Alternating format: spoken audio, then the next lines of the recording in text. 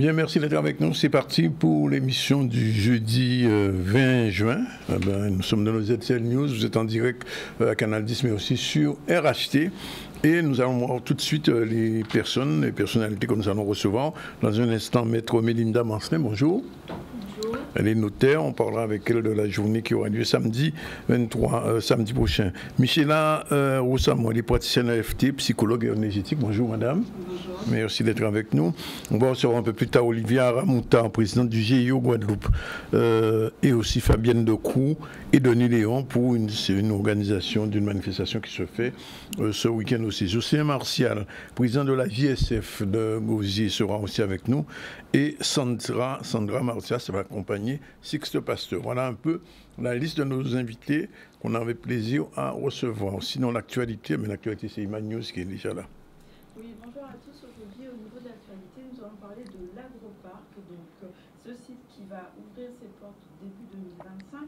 Et la première visite s'est déroulée donc, autour de ce projet qui concerne l'agro-transformation de Cap Excellence. On partira à Gourbert ensuite pour une restitution de l'enquête agricole qui avait été faite premier trimestre de 2024. Il sera aussi question de la 12e édition du festival de street art et on partira au pays des tout-petits tout à l'heure. Voilà pour l'actualité. Alors l'Agroparc, donc l'Agroparc c'est un parc qui est destiné à démarrer donc deuxième trimestre 2025, un projet qui est opéré par Cap Excellence. L'Agroparc va allier fabrication, innovation et commercialisation et recherche et développement autour des agrotransformateurs. On voit un reportage de Greg Laps qui a pu faire la première visite qui a été réalisée hier. L'Agroparc, c'est un projet performant, innovant, qui justement permettra de valoriser la production agricole du terroir guadeloupéen. Et donc c'est vrai que sous l'impulsion du président de Cap Excellence, Éric Jalton, nous avons tous été conscients très tôt et que la consommation et la valorisation de nos produits locaux sont un élément déterminant pour le développement de notre territoire. Donc ce sera ici sur ce site que nous sommes en train de visiter aujourd'hui le premier parc d'activités exclusivement dédiées à l'agrotransformation des produits agricoles du terroir guadeloupéen. L'agroparc tant attendu par les agrotransformateurs, il y en a qui sont là aujourd'hui et qui se sont exprimés et qui n'hésitent pas à dire que c'est véritablement un projet d'envergure et qui peut répondre à leurs besoins. Il a été fondamental tout au long de la conception du projet de mettre en place une démarche complètement environnementale, c'est-à-dire qu'on a particulièrement veillé à récupérer les eaux pluviales de façon à les utiliser pour l'entretien, pour les sanitaires, pour les parties pour le nettoyage même et l'arrosage autour du bâtiment, périphérie du bâtiment. Et également, il a été fondamental de voir comment protéger les façades de l'ensoleillement avec un système de filtre naturel qui sera positionné à la partie extérieure du bâtiment et qui permettra d'éviter que le rayonnement solaire ne vienne trop irriguer, réchauffer l'ensemble des façades. Et également, il a été fondamental de voir comment protéger les façades de l'ensoleillement avec un système de filtre naturel qui sera positionné à la partie extérieure du bâtiment. C'est vrai que c'est toujours bien en fait d'avoir une structure qui permet aux entreprises de pouvoir s'héberger, de pouvoir développer aussi leur entreprise à grande échelle, puisque l'objectif c'est ça, c'est pas de rester dans le milieu de l'artisanat, mais de vraiment passer en mode industriel. Et je trouve vraiment que c'est une opportunité en fait pour mon entreprise peut-être, et bien sûr pour d'autres entreprises. Mais c'est aussi 3 axes. Un axe production-innovation, un axe distribution, puisqu'il y aura là un centre de distribution où tout un chacun, en tout cas la production de l'Agroparc sera mise dans ce centre de distribution, mais aussi tout agro-transformateur de la Guadeloupe pourra venir y mettre ses produits pour y être vendus. Et aussi le 3e axe, un axe découverte, où là on va pouvoir effectivement découvrir par le biais d'un jardin, un jardin d'insertion sociale, un jardin avec des plantes médicinales, avec aussi la possibilité pour tout un chacun d'apprendre à cuisiner, un certain nombre de services et d'activités, un centre de ressources. Donc voilà le projet Agroparc Cap Excellence, qui n'est pas un projet strictement pour le territoire de Cap Excellence, mais plus largement pour la Guadeloupe et ses dépendances également. Voilà, un super projet. On attend avec impatience. J'imagine que les agrotransformateurs sont de même idée. On va changer de sujet puisqu'on va parler avec Maître Melinda Boulsin. Merci d'être avec nous. Vous êtes notaire. Je vous demande de vous présenter un tout petit peu quand même. Alors, bonjour à toutes, bonjour à tous. Je me présente Mélinda Bancelin, notaire à Basse-Terre. J'interviens aujourd'hui au nom de la Compagnie des notaires de la Guadeloupe. Je suis venue vous présenter aujourd'hui le sujet de l'indivision successorale, un sujet crucial en Guadeloupe qui va parler à tout le monde. Concernant donc ce sujet, nous connaissons tous les blocages que connaissent les successions en Guadeloupe. Et dans ma pratique notariale, il m'appartient donc d'accompagner les clients pour régler toutes ces problématiques liées aux successions, plus particulièrement à l'indivision. Alors justement, qu'est-ce qu'on appelle l'indivision? Parce que c'est vrai que c'est un véritable problème aujourd'hui, mais beaucoup de gens ne comprennent pas un petit peu comment agir ou interagir quand il y a un notaire, surtout après un décès, parce qu'en réalité, le problème de l'indivision se pose au lendemain de la mortalité. Alors, l'indivision successorale, j'insiste bien, indivision successorale, puisqu'il y a d'autres types d'indivision. L'indivision successorale, effectivement, s'ouvre après le décès. L'indivision donc trouve son origine soit dans la loi, soit à une source testamentaire. Pour pouvoir bien définir ce qu'est l'indivision, c'est en fait pouvoir en fait détenir un bien avec plusieurs personnes. On dit que les co-indivisaires ont une part indivise sur un bien déterminé. Il y a des avantages à rester en indivision?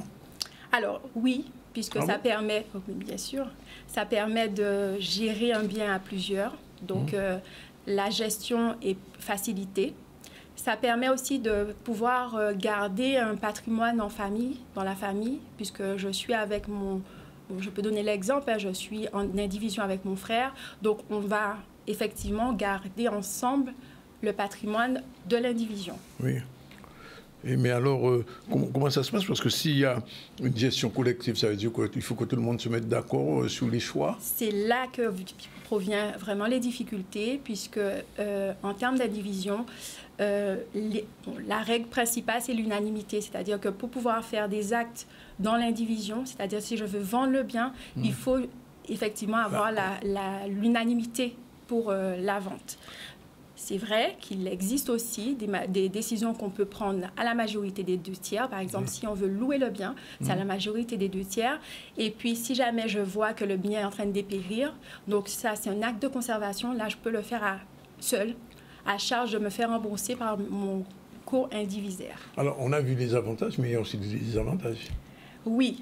L'indivision nécessite en fait une bonne entente. Donc, en termes d'inconvénients, on voit essentiellement donc, tout ce qui est blocage, c'est-à-dire que comme je dois avoir l'unanimité pour faire un acte, si je n'ai pas l'unanimité, je suis bloquée, malheureusement. Et en termes d'inconvénients aussi, c'est cette lourdeur administrative qu'on rencontre justement pour pouvoir gérer cette indivision. Oui.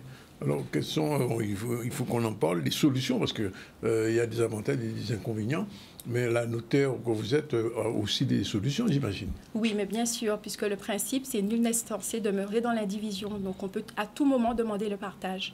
Quand on a l'unanimité des co-indivisaires, donc on parle de partage amiable, malheureusement, il arrive des fois qu'on ne puisse pas s'entendre avec son frère ou sa sœur ou son co-indivisaire. Et dans ce cas-là, effectivement, on est obligé de passer en justice et on parle de partage judiciaire. Alors ici, là qu'intervient le notaire, quels sont les conseils pratiques que vous pouvez donner aux gens? Parce qu'il y a beaucoup de gens en Guadeloupe qui sont dans cette situation. C'est pourquoi il y a beaucoup d'encauses d'ailleurs à Pointe-à-Pitre un peu partout. Donc, quels sont les conseils que la notaire que vous êtes peut donner? Alors, moi, ce que je conseille, c'est déjà, dès qu'on a un décès dans la famille, on a des professionnels pour ça. C'est-à-dire, il ne faut pas attendre 10 ans. Quand je suis fâchée avec mon frère, ma soeur, il faut venir d'emblée chez le notaire pour, effectivement, pouvoir profiter de ses conseils. Donc, déjà, voilà, avoir le réflexe d'aller chez le notaire. Le deuxième conseil que je peux donner aux indivisaires, c'est de communiquer. C'est bête, mais c'est ainsi, il faut communiquer. Vous êtes bien placé pour le savoir. Oui. Alors, je conseille même aux clients, la première fois que je les reçois dans mon étude, de créer un groupe WhatsApp sur lequel je peux effectivement communiquer et expliquer en fait la gestion de l'indivision sur le groupe WhatsApp. Je demande aussi qu'il y ait un référent entre le notaire et la famille. Ça permet aussi qu'il y ait un relais et d'améliorer cette communication, mais communiquer. Et n'oubliez pas qu'en indivision, on est dans le domaine familial. Oui. Donc, il faut aussi mettre un peu d'ego de côté et pouvoir s'entendre justement avec les membres de sa famille. Et c'est ce que vous direz à la conférence à laquelle vous êtes invité? Alors, effectivement, je participe à une conférence qui aura lieu le 22 juin au pont funèbre Lurel à Capesterre-Belle-Eau sur cette problématique de l'indivision successorale. Donc, je ne vous dirai pas plus puisqu'il y a autre chose il y a d'autres sujets qui impliquent l'indivision. Donc, je vous invite fortement à venir assister à cette conférence. Il y aura d'autres intervenants. Oui. Par exemple, il y aura... C'est à quelle heure la conférence? Alors, ça sera de 9h à 13h au pont funèbre Lurel de Capesterre-Belle-Eau. Bon, Maître Boussin, juste une dernière question. Est-ce que les notaires communiquent assez? La preuve, on est amené à de plus en plus communiquer justement sur toutes ces problématiques de l'indivision. Merci d'être venu. Je me tourne vers Madame Rosamond, Michel Rosamond, elle est thérapeute. Alors, quand on dit thérapeute en général, les gens ne savent pas toujours quel est votre domaine d'intervention. Alors, essayez de nous expliquer ça en quelques mots. Oui, alors je suis psycho-énergéticienne, c'est-à-dire que depuis 20 ans, c'est-à-dire que depuis 20 ans, j'accompagne les personnes à un mieux-être global. Oui. Qu'elles viennent parce qu'elles ont des émotions bloquées, tristesse scolaire, parce qu'elles ont des phobies, parce qu'il y a une maladie avérée, diabète, cancer, etc., où il y a une situation de vie difficile, un traumatisme et notamment le deuil. Oui. Donc, en tant que psycho-énergéticienne, la particularité, c'est que je vais tenir compte du fait que nous sommes émotions, nous sommes énergie. L'être humain, c'est de l'énergie et du ressenti. Donc, c'est à partir de ça que je vais accompagner les personnes, aller voir comment le subconscient exprime le mal-être. Oui. Voilà, à travers le corps, les émotions, les gestes, etc. Alors, dans le cadre d'une journée pour le funéraire, vous n'avez pas intervenu sur les morts, mais c'est sur les vivants. Alors, comment va être votre accompagnement? Alors, deux aspects. Le deuil, bien comprendre le processus du deuil, c'est un processus, donc ça veut dire qu'il y a des étapes, mais ce n'est pas un processus linéaire, c'est-à-dire que c'est pas je franchis l'étape 1, ensuite je passe à l'étape 2, l'étape 3, ça peut se chevaucher et c'est bien comprendre la notion de deuil, comment on fait son deuil, qu'est-ce qui se passe. Et du coup, ça permet de répondre aussi à la question de comment accompagner la personne endeuillée. Donc ça s'adresse aux personnes qui sont en deuil, mais aussi aux personnes qui entourent la personne endeuillée. Et vous dites qu'il y a deux aspects Oui, le deuxième aspect, c'est autour même de la question de la mort. Comment je perçois la mort aujourd'hui? C'est quoi la mort pour moi? Parce que dans l'histoire, avec, on va dire, la conquête occidentale du monde, on nous a imposé une certaine vision de la mort qui, des fois, est un peu ambivalente parce que à la fois, on va rejoindre un Dieu, un paradis quelque part et tout, et en même temps, il y a comme une injonction de rester dans quelque chose de malheureux, dans la survie, quelque chose de subi. Et aujourd'hui, avec nos connaissances sur la culture, sur la spiritualité de nos ancêtres, mais aussi les avancées de la science, notamment de la physique quantique, on est en droit de se demander, mais vraiment, qu'est-ce que c'est que la mort? Donc, je vais intervenir sur ces deux aspects. Je pose la question, qu'est-ce que c'est que la mort? Alors, la mort, déjà, c'est une étape. Pour moi, c'est une étape dans une existence. Ce n'est pas une fin. C'est une étape, oui. C'est pas une fin. Ce n'est pas une fin. Lorsqu'on rencontre des personnes, il y a des milliers d'études dessus, sur des personnes qui font ce qu'on appelle l'expérience de mort imminente. Oui. Donc, des personnes qui ont été cliniquement déclarées mortes et qui racontent ce qu'elles ont vécu. Quand il y a, par exemple, un grand chirurgien qui n'y croyait pas, lui, il était vraiment dans le rationnel, et puis un jour, il est malade et il fait cette expérience et où il voit une jeune femme qui l'accueille. Et comme il était orphelin, suite à cette expérience, il a voulu chercher sa famille biologique. Oui. Et quand il rencontre sa mère, il voit la photo de la jeune femme qu'il a vue. Et c'était une petite sœur qui était décédée des années auparavant, oui. Donc il n'a pas connu, qu'il a rencontré. Donc du coup, ça nous interroge sur la notion de la mort. Et pour moi, la mort n'est qu'une étape. Et j'ai même envie de dire que la mort est derrière nous. Et quand je dis ça, oui. Sachez que mon petit frère a déjà fait le grand voyage. Ma mère, mes grands-parents. Oui. Donc, j'ai déjà vécu des deuils de proches. Oui. Donc, ce ne sont pas des paroles comme ça. C'est vraiment un vécu. Ah, si je dois vous répondre sincèrement. Ne pleurez pas. Non, mais c'est tout le contraire. C'est-à-dire que c'est normal d'être dans la tristesse. Oui. C'est normal de se dire, mais comment je vais faire maintenant qu'il ou elle n'est plus là? Oui. Mais mon expérience des décès de mes proches, ça a été beaucoup d'amour. Oui, c'est... Oh là là, c'est l'émotion. Bon, alors, comment vous allez intervenir à la conférence, la journée funéraire? Oui, donc justement, je vais animer une petite conférence, ouverte à tous. Ouverte aux vivants, je dis. Il faut bien oui, mais les autres peuvent s'inviter aussi. Hein. On invite même les morts. Bon, d'accord. Je dirais ça à ma grand-mère. Et en fait, donc, l'accompagnement... Dans le deuil, l'accompagnement que je propose en dehors de ce qui va se passer samedi, c'est vraiment, je disais, prendre c'est à partir de ce que le subconscient va exprimer à travers le corps, à travers les émotions, et partir donc de tout ça pour pouvoir accompagner la personne à libérer. Vous savez, c'est comme un blocage émotionnel. C'est pour ça que je suis psycho-énergéticienne. Oui. Parce que les émotions sont de l'énergie qui vont circuler dans un circuit énergétique. Et ça, c'est prouvé scientifiquement. Aujourd'hui, on n'en parle pas. Oui. Mais c'est prouvé, il y a des appareils qui montrent, etc. Et quand on a un choc, il y a comme une cristallisation, un nœud énergétique. Et c'est ça qui va gêner le fonctionnement physique, émotionnel, comportemental, cognitif, psychique. Donc, c'est accompagner la personne pour libérer tout ça. Et on dit que guérir, c'est toucher avec l'amour ce qui a été touché par la peur. Oui. Donc, c'est permettre à la personne de revenir à son état, je dirais, naturel. Et donc, c'est comme ça que j'accompagne les personnes. Et concernant samedi, donc il y aura cette conférence sur le deuil, les étapes du deuil. Et en deuxième partie, quelque chose de beaucoup plus intimiste, où les personnes qui ont envie d'échanger, de poser des questions, je vais les recevoir dans une petite salle. Alors, je vous donne deux mots.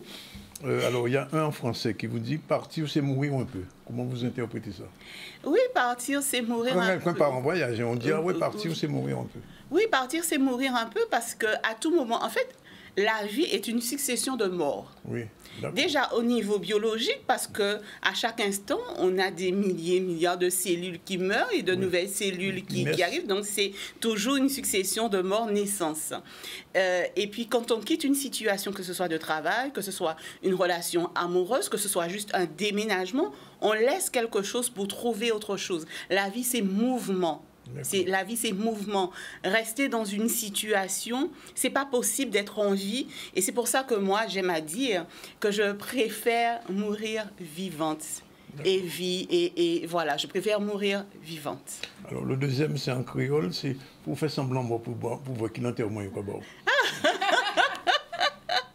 Alors, j'ai envie de dire, ça pour faire, c'est vous.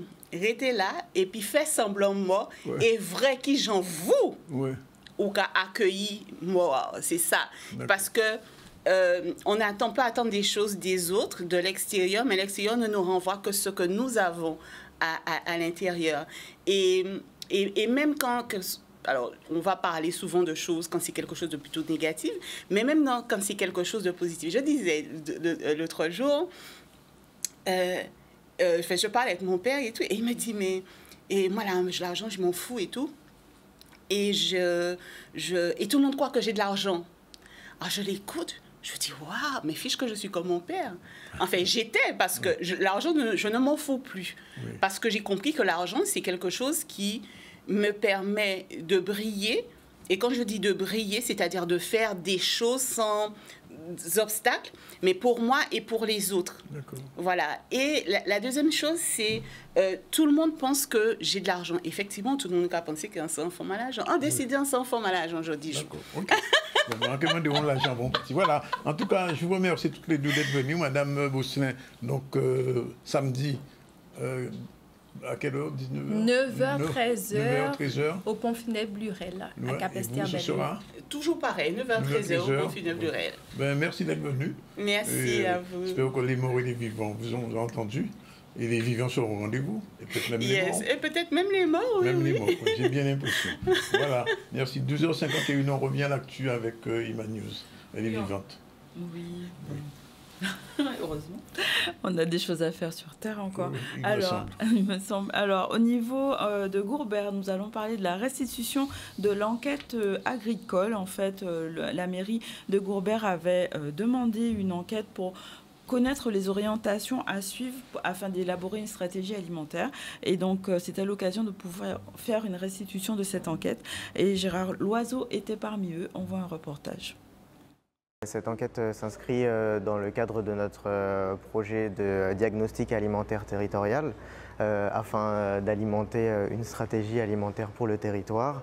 Donc l'objectif, c'est de proposer des actions après avoir identifié les problématiques et les besoins et de développer le territoire avec les ressources qui sont disponibles. L'objectif, c'est de mettre en réseau les acteurs du monde agricole du territoire de Gourbert que nous connaissons peu, de requérir leurs difficultés et leurs attentes de manière à concevoir ensemble à plus ou moins long terme un projet qui permette à Gourbert de retrouver sa vocation première qui était un territoire rural et agricole. L'enquête elle est fort intéressante parce qu'elle permet d'avoir des données sur tout le territoire et de mieux orienter non seulement les acteurs mais aussi les collectivités, les services publics sur la politique à mener en termes d'animation du territoire dans le domaine de l'agriculture. Gourbert est un territoire très particulier puisque physiquement c'est un territoire qui va du littoral à la montagne et donc cette diversité permet également de mieux appréhender en fait les potentialités et de mieux connaître également les possibilités de développement de l'agriculture en territoire, dans un territoire particulier. On a un nouveau projet, c'est aussi pour ça qu'on travaille avec la mairie de Gourbert, où on met en place des jardins partagés chez les particuliers et chez les associations et dans les mairies. Donc par exemple, on met en place un jardin partagé à la mairie de Gourbert et dans ce cadre-là, on monte un parcours qui s'appelle animateur concepteur jardin créole. On forme tous nos bénéficiaires dans notre chantier d'insertion à ce parcours-là de formation. On essaye et on veut le développer, le déployer sur le territoire sud-Bastère. On peut retenir qu'à Gourbert, il y a une agriculture qui est diversifiée, engagée vers une forme de reterritorialisation de son alimentation. Ce qu'on veut, c'est viser à l'autonomie des agriculteurs, à la bonne rémunération de leurs denrées et avec la commune, favoriser ce projet de consommation locale. Voilà, bien, il est déjà 12h54, c'est l'heure de la première pause. On se retrouve tout à l'heure après la pause pour recevoir Olivia Ramontard, Fabienne Degout et Denis Lyon. À tout de suite.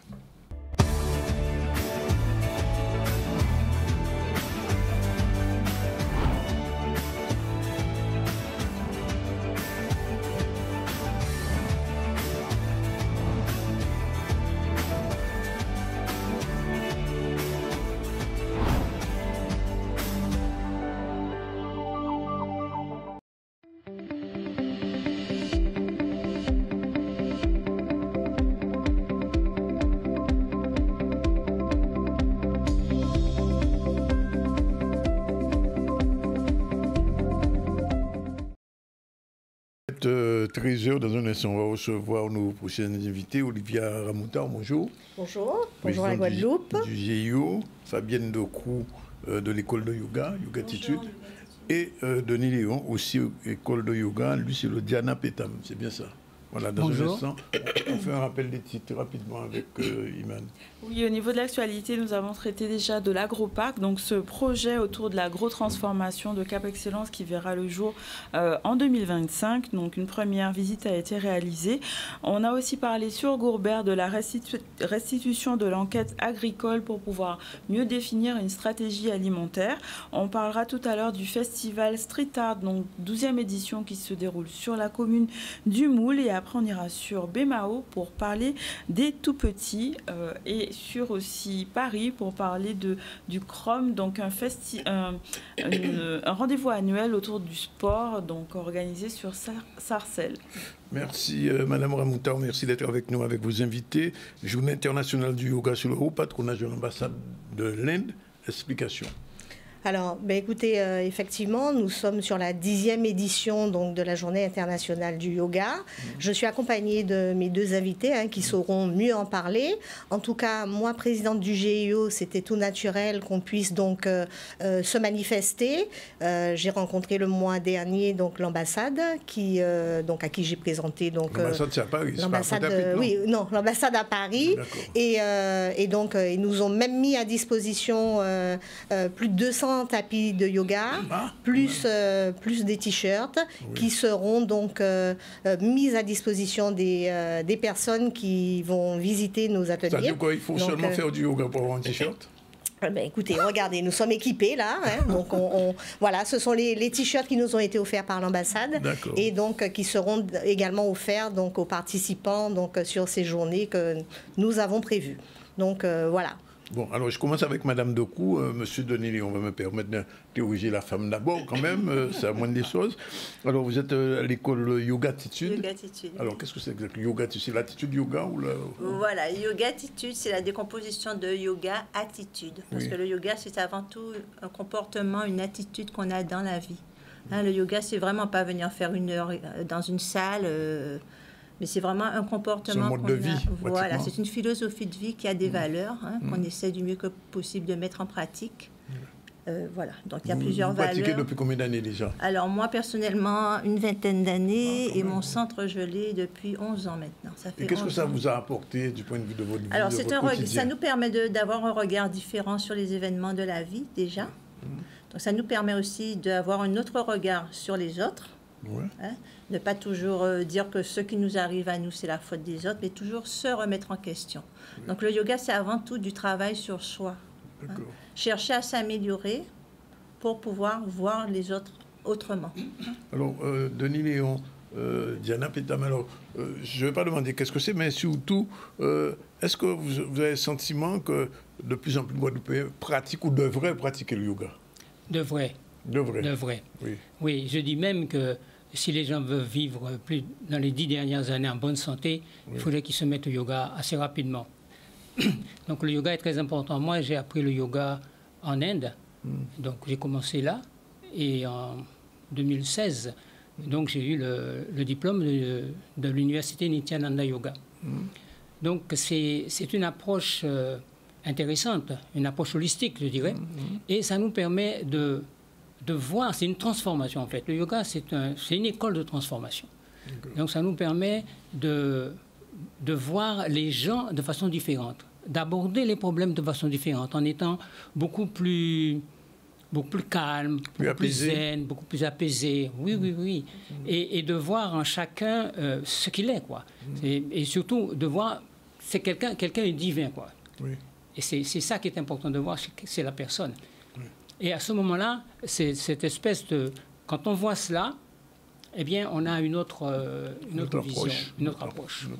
Et ça a contribué à votre apaisement, vous aussi? Ah oui, beaucoup.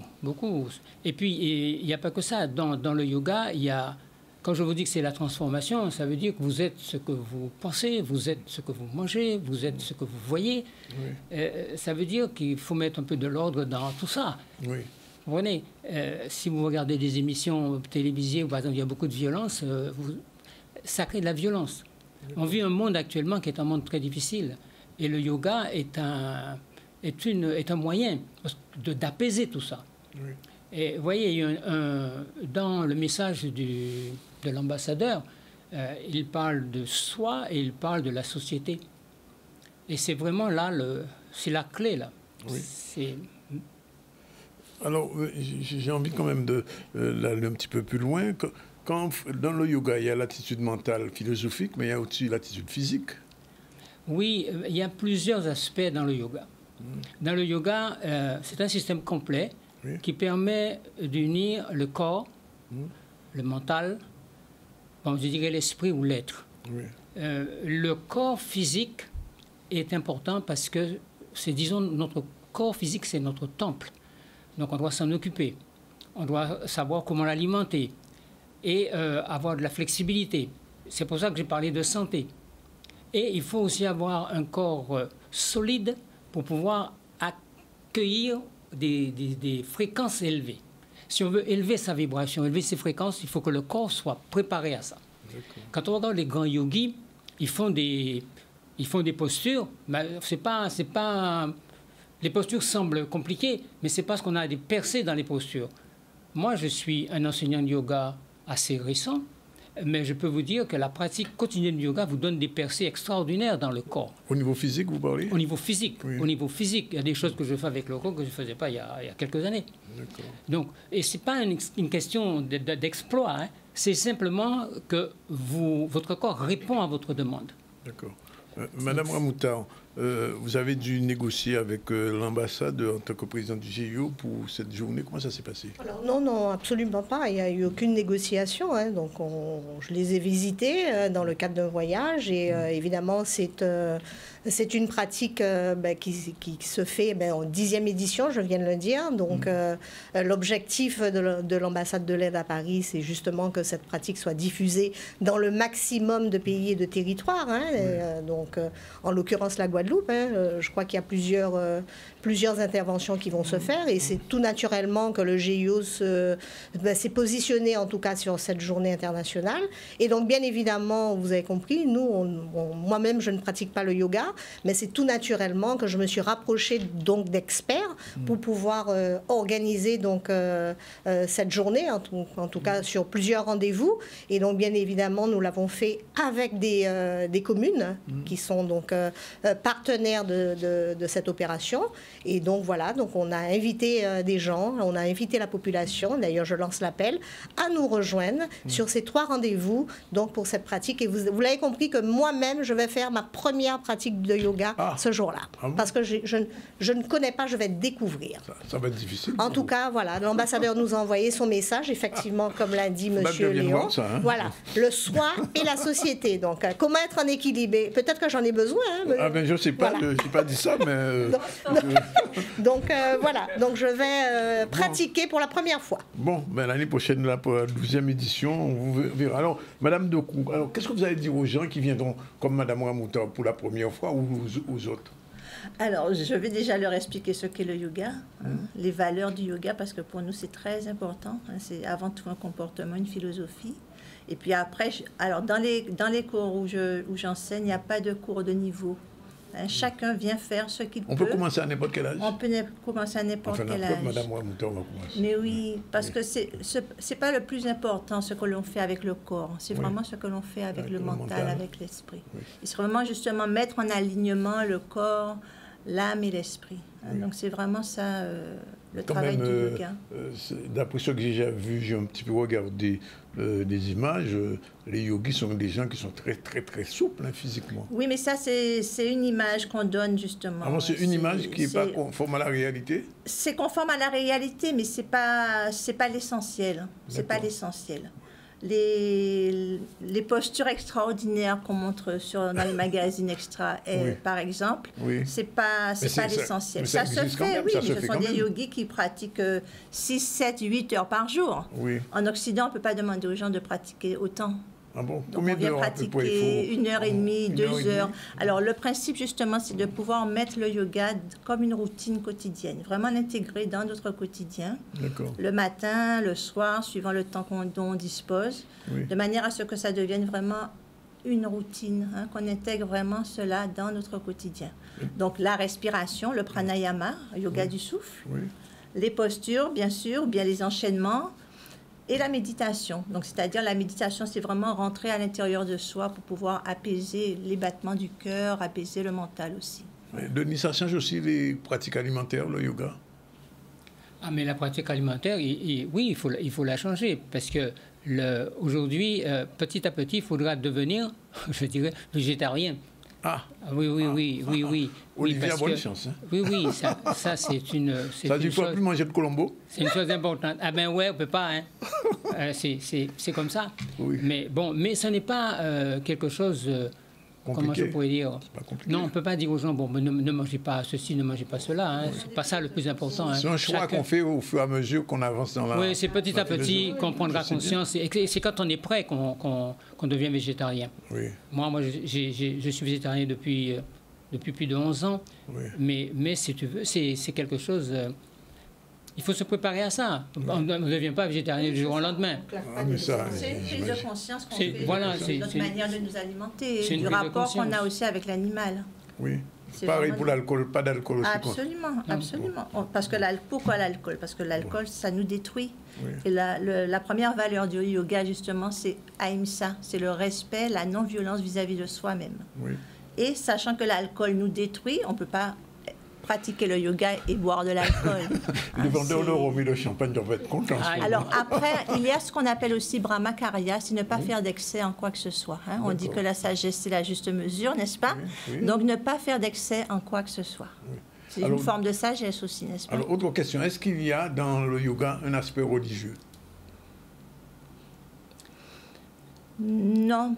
On peut être musulman, on peut être catholique, pratiquer le yoga. Ça de toute façon, quelle que soit la religion, et même dans les ashrams, hein, quand je suis allé en Inde, dans les ashrams, quelle que soit la religion... Donc il n'y a pas de prière de ce type-là avant chaque cérémonie? Non, mais il y a des mantras. Il y a des mantras quand même.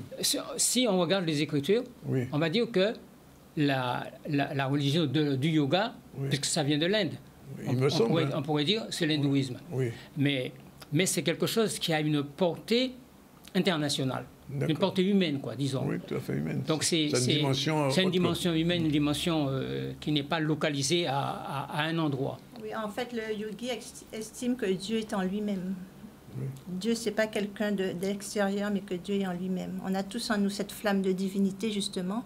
Et quand on dit à quelqu'un namasté, quand on le salue comme ça, on salue l'étincelle de divinité qu'il a en lui. Oui. Oui, sa particule divine, quoi. Voilà, particule divine. Et nous tous, nous avons... C'est pour ça que je dis, regardez la particule divine en chacun, plutôt que de regarder les mauvais côtés, tout ça. Donc, Madame Ramoutan, qu'est-ce qui fait que vous voulez faire du yoga maintenant? Eh bien, c'est pas que je veux, l'opportunité s'est présentée. Vous voyez comme quoi les choses arrivent quand elles doivent arriver. Oui. Président du GIO, ça arrive comme ça. Donc, on mène l'action. Donc, il faut dire ce qu'on fait et faire ce qu'on dit. Oui. Donc, voilà. Donc, tout simplement. Donc, je vais m'y mettre. Oui. Sérieusement? Mais non, je vais m'y mettre. Comme ça, je pense que, honnêtement, ça me fera du bien.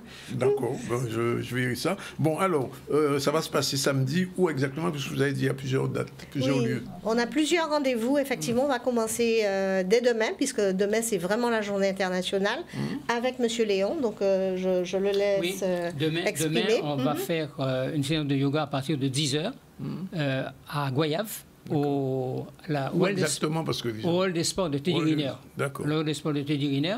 Oui. On va commencer par... une présentation, pas une petite conférence, une présentation de pendant 10-15 minutes du yoga. Et, avec démonstration ou bien uniquement des paroles? Ah non, on va des paroles pendant 15 minutes et après on fait du yoga. Ah bon? On fait au moins 45 minutes ou 1 heure de yoga. D'accord. Et ensuite on a aussi, on fait pour les seniors aussi. Donc j'ai commandé des chaises et on va faire le yoga de la chaise. Ah bon? Donc j'invite les seniors pendant une trentaine de minutes à venir faire du yoga de la chaise. Et le yoga de la chaise va commencer à 11h. Et le yoga de tapis? Eh bien, c'est comme... il y a plusieurs types de yoga. On les adapte aux personnes parce qu'il y a des personnes qui n'arrivent pas à faire le yoga sur le tapis. Pour l'instant, les yogas qui sont, disons, bien connus, c'est le yoga de la corde, le yoga de poteau, le yoga au sol et le yoga de la chaise qu'on adapte à un certain type de population. Les gens, par exemple, qui ont une difficulté, eh bien, ou qui sont des fois un peu obèses aussi, eh bien, on commence au moins à faire du pranayama, c'est-à-dire de la respiration, et les apaiser aussi en faisant de la méditation. Et c'est petit à petit, s'ils pratiquent, c'est tout, c'est une pratique régulière. Si on fait une pratique régulière, là, on a des percées. Si on fait que de temps en temps, on ne verra pas l'effet. Okay, donc premier rendez-vous demain à Goyave, d'accord. Ensuite, on aura en simultané samedi 2 rendez-vous. Ce que je vois. Voilà, donc à Vonche avec donc l'école de Yogatitude. D'accord, donc peut-être que tu peux en parler, comment ça va se passer. Il y aura une première séance à 8h, qui est pour les gens qui ont déjà pratiqué, qui connaissent un petit peu déjà, et la deuxième séance à 10h30 pour vraiment les débutants. Pour les gens qui débutent. Voilà, qui vraiment veulent venir expérimenter ce qu'est le yoga et tout. Voilà, et toujours samedi matin aussi, samedi, un autre rendez-vous. J'ai lancé le yoga de la plage. Yoga de la plage. De la plage, c'est-à-dire, c'est un yoga fait sur la plage. Ah bon? Voilà. Donc, à 6h30 du matin, donc j'ai proposé donc, à la mairie, avec le GIO, de faire une session de yoga sur la plage. Quelle plage? La plage de Roseau. La plage de Roseau, à 6h30. D'accord. Et j'envisage même de perpétuer cela et de faire régulièrement du yoga en live, disons, sur la plage. En live. J'aime bien. Et Olivia, vous serez à quelle séance? À Bémao, Cap-Esther ou bien... Alors, mon objectif, c'est de passer à toutes les séances. Quoi? Oui, bah oui. Donc demain matin, je serai donc à Non, mais il faut pas trop faire. Il faut pas trop en faire. Non, pas trop faire, mais je me dois d'être présente en tout cas.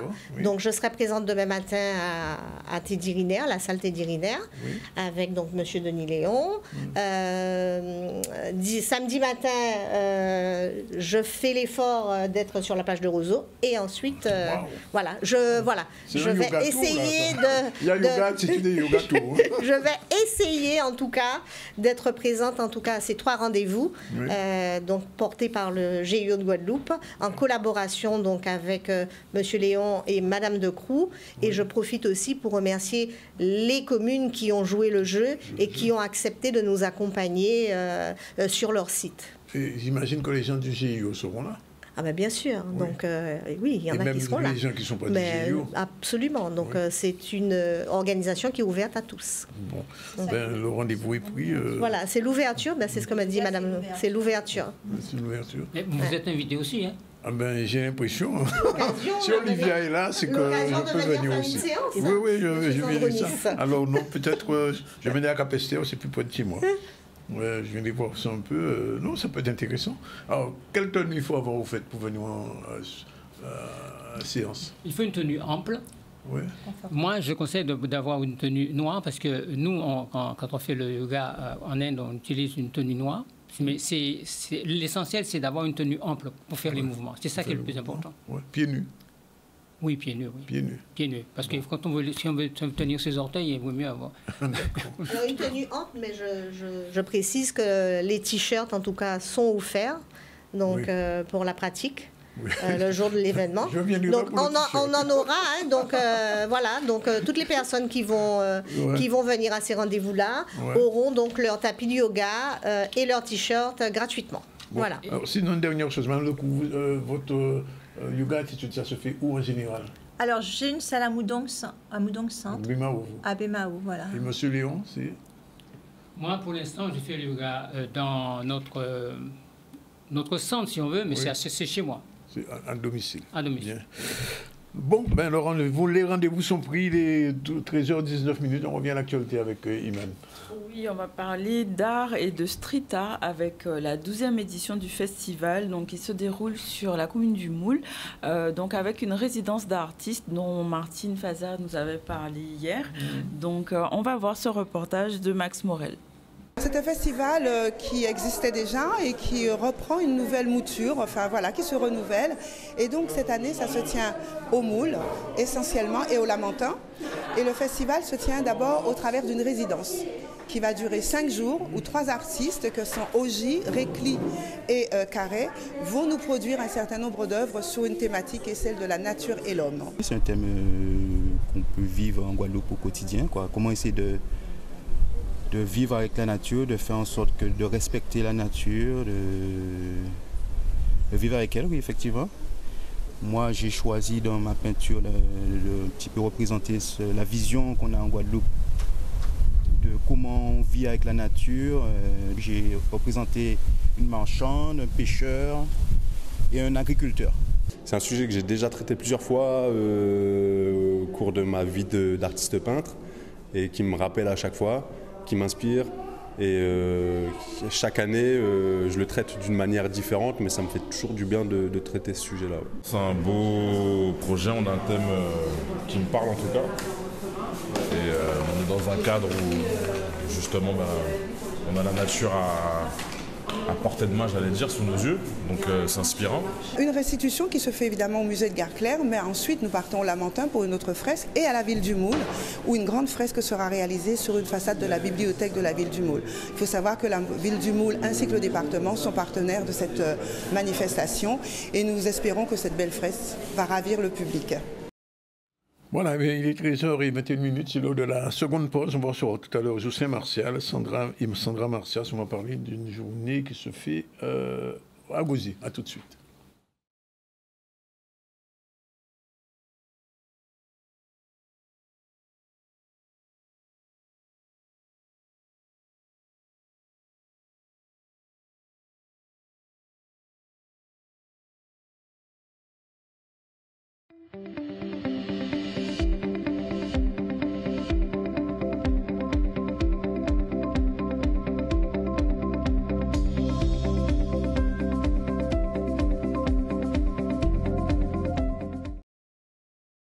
Déjà 13h27, dans un instant, on va recevoir Jocelyn Martial. Bonjour, il est président de la JSF, ça va? Bonjour, bonjour tout le monde. Et Sandra Macias, que je reconnais. Bonjour à tous. Merci d'être là, dans un instant, on vous parle. Pour l'instant, on va revenir tout de suite, au focus du jour. C'était un événement passé il y a quelque temps, c'était l'assassinat de Malcolm X. Il y a des gens qui ne savent pas qui est Malcolm X. Malcolm X est né, il s'appelait Malcolm Little. Il avait pris un nom arabe puisqu'il était devenu aussi musulman, Haji Malik al-Shabazz. Il est né le 19 mai 1925 à Omaha. C'est un leader de la lutte pour l'émancipation des Afro-Américains, des Noirs, militant politique, défenseur des droits de l'homme, Afro-Américain, et aussi porte-parole il était dans une culte qui s'appelait Nation of Islam. Son assassinat a eu lieu lors d'un rassemblement dans le quartier de Manhattan aux États-Unis, alors qu'il s'apprêtait à prendre la parole à la tribune de l'organisation of Afro-American Unity, puisqu'il avait créé sa propre organisation en quittant Nation pour l'Islam. Dans la salle de l'Audubon Ballroom, l'attentat s'est déroulé alors que des tensions acrimonieuses persistaient entre lui et l'organisation Nation of Islam qu'il avait quittée en 1964. Malcolm X alors fonde un nouveau mouvement visant à faire la promotion du nationalisme des Afro-Américains, indépendamment de leur appartenance religieuse. Tout au long de l'année 64, le conflit entre le Nation of Islam en anglais, et lui s'est intensifié. Il est menacé à plusieurs reprises. Sa voiture a été plastiquée. Le 10 avril 64, le journal Muhammad contient une caricature représentant la tête coupée de Malcolm X. Et le 14 février, une explosion ravage sa résidence, là où il habitait. Le 19 février, il confirme lors d'une interview que la Nation of l'Islam, ou Nation of Islam, tente activement de le tuer. Il a assassiné donc le 21 février 65 de plusieurs balles dans une conférence, je vous l'ai dit. 3 membres de l'organisation Nation of Islam, Touma Hagan, Mohamed Abdulaziz et Kaili Islam, ont été accusés de ce meurtre et condamnés à des peines de prison à vie. Aziz, âgé de 83 ans, est libéré en 1985, Islam en 87, à 74 ans. Ils ont toujours clamé leur innocence. Malcolm X est donc mort. Il n'avait que 39 ans. Quelques images de l'homme qu'on connaît, parce que c'était vraiment un leader, un peu comme Martin Luther King, mais lui, il était plutôt plus radical que Martin Luther King. Et les images qu'on voit sont les images de jour de son assassinat à cette salle de ballroom à Manhattan. Voilà. Fin pour ce focus. On revient à l'actu avec Iman rapidement.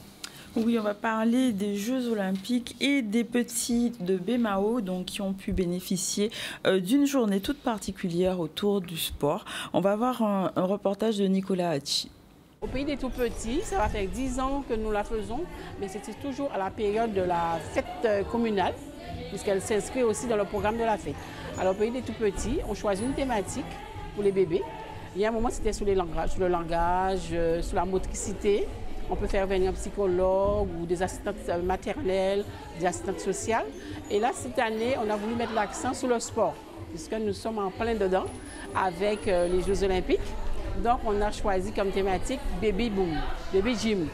Donc, cet après-midi, on a invité Mme Kaufmann, qui est professeure de danse et qui va animer l'atelier danse.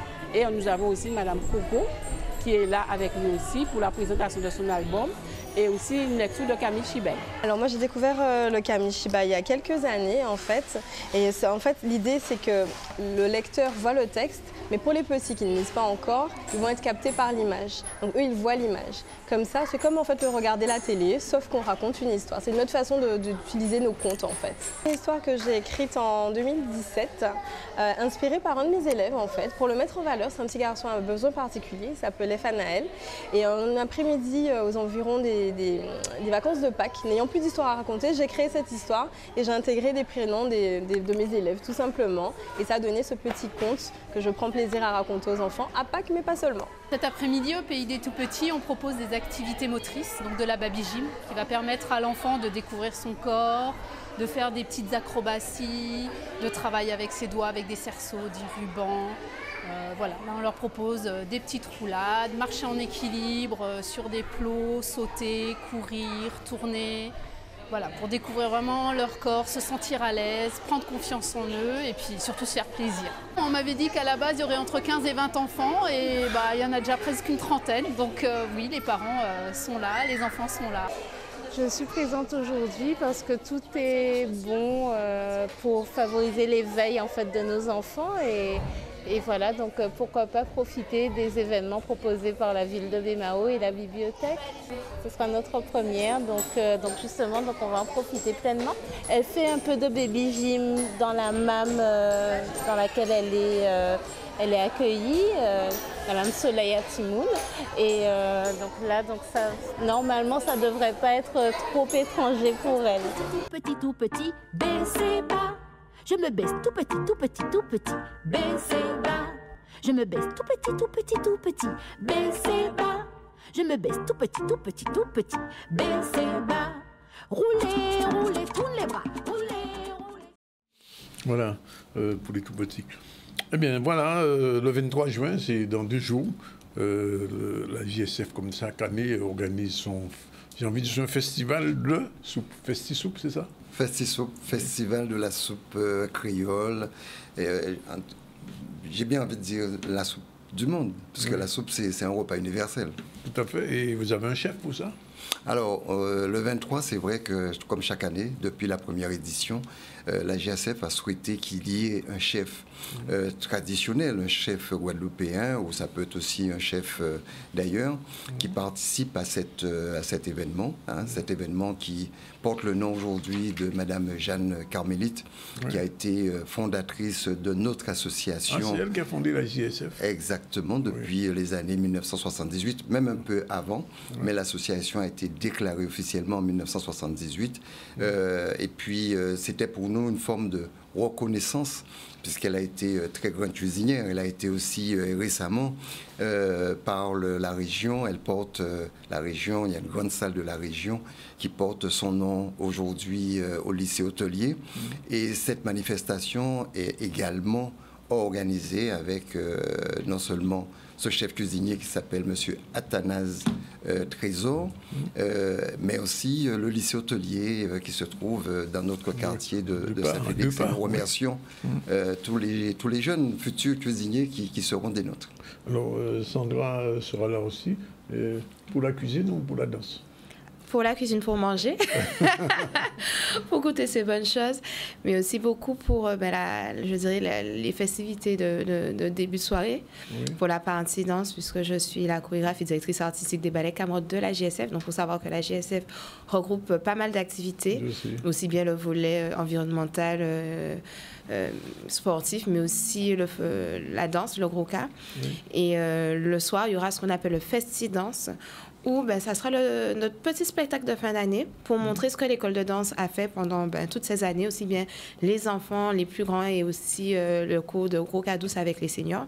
Et aussi, nous avons des groupes invités, notamment Nano Kadri, comme chaque année, qui partagent cette fête avec nous.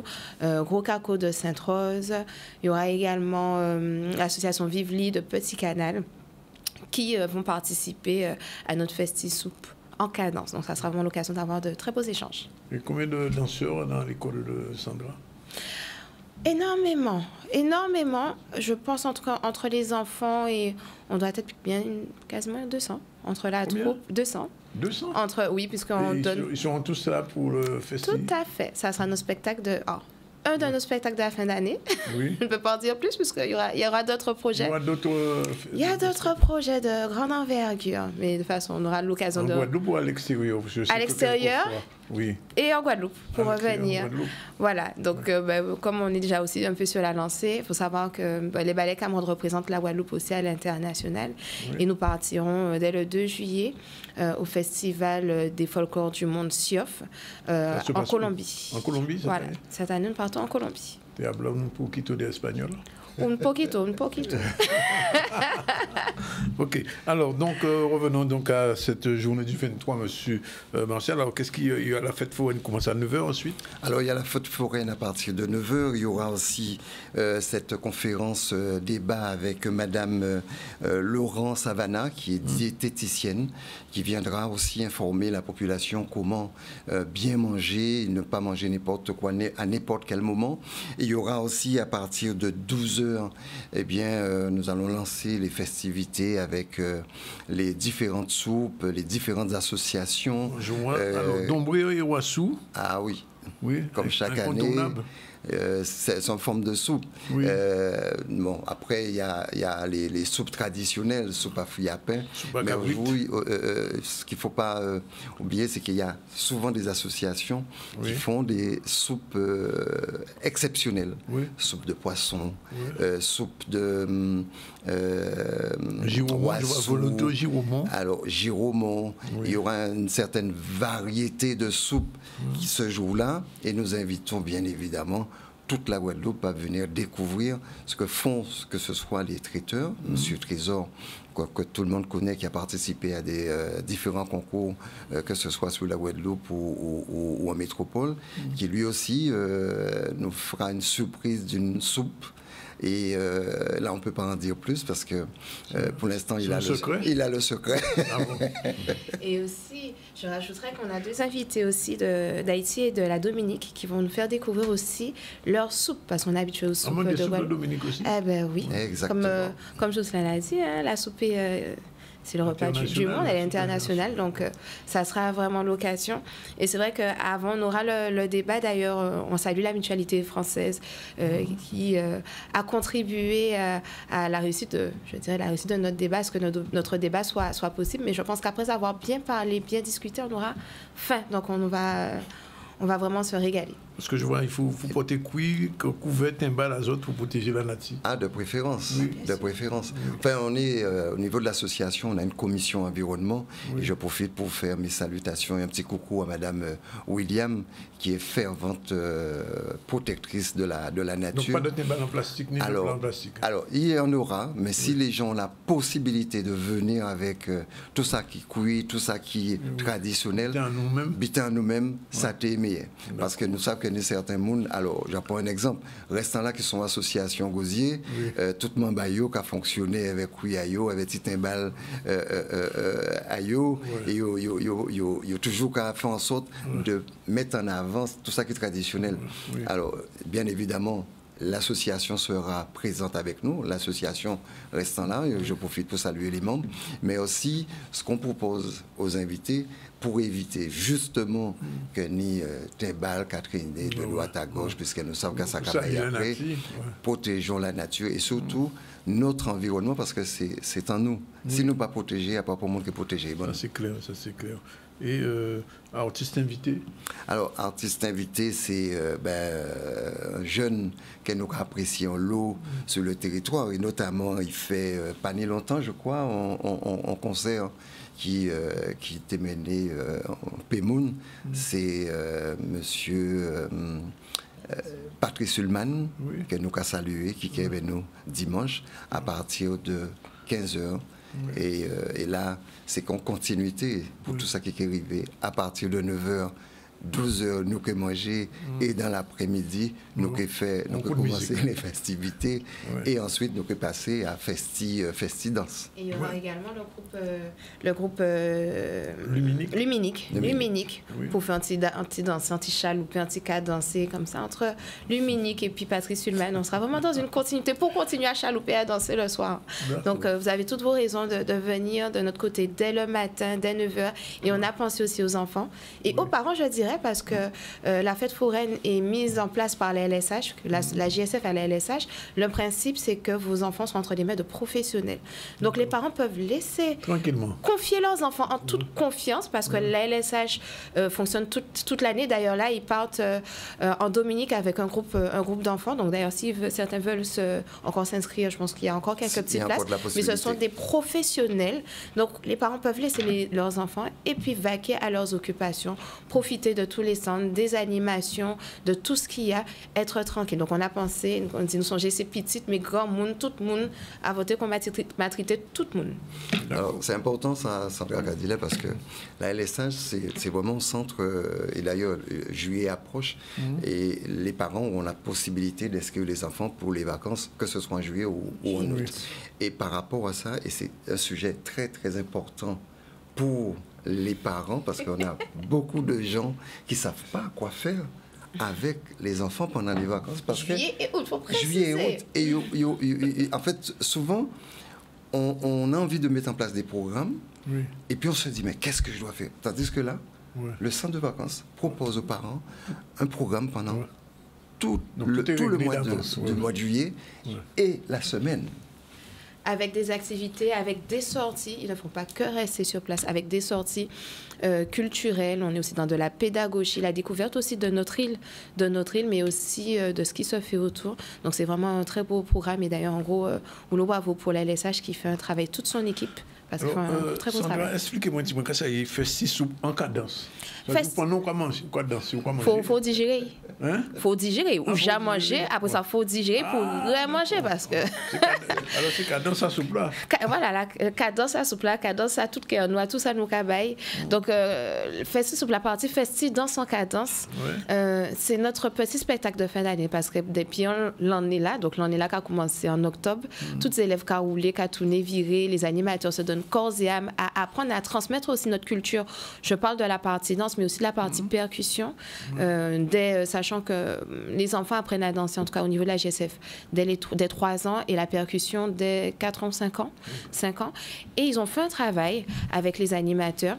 Et c'est l'occasion justement de montrer à la famille, aux amis et à tous ceux qui le veulent ce qui a été fait, ce qui a été produit, le travail fourni qui n'est vraiment pas négligeable, qui est de taille. Bravo. Félicitations pour la JSF, parce que chaque année, je sais que toujours Gaïa, qui a fait tout ça, il y a fait pour les jeunes. C'est vrai, c'est pas évident. Plus de 30 ans, c'est ça? L'association a 46 ans. 46 ans que nous avons porté Monève. C'est pas évident parce que c'est du bénévolat. Il faut savoir qu'il y a une partie du personnel salarié de la JSF, et justement, comme disait Sandra, ce sont les professionnels au niveau de la LSH. Également le centre de vacances. On a aussi tout ce qui est périscolaire. Là aussi, il y a des salariés, des gens qui sont bien formés. Et on profite pour annoncer à la population guadeloupéenne qu'il y aura aussi de nouveaux projets. Il y aura l'école de musique qui va s'ouvrir très bientôt. Les travaux sont en cours. Et puis un autre projet pour 2025, c'est le centre d'accueil multi-enfants. Et là, c'est vraiment un projet d'envergure qui demande beaucoup, en collaboration avec la CAF, la CAL, la Ville du Gosier. Et c'est un projet, nous espérons en tout cas, qui verra la lumière d'ici deuxième semestre de 2025. Et c'est pas fini, puisque de toutes les façons, nous, l'école de football, on a aussi des cours informatiques, des cours de couture, des cours de la gym avec des professionnels qui viennent aussi sur l'espace AJSF. qu'on a aussi amélioré ces jours-ci, puisque tout est bien fermé, bien sécurisé, parce que pour nous, c'était important de protéger les enfants des différentes familles qui viennent dans notre espace pour que tout le monde soit rassuré. Aujourd'hui, c'est fermé. Il va manquer les portes qui seront réalisées très bientôt.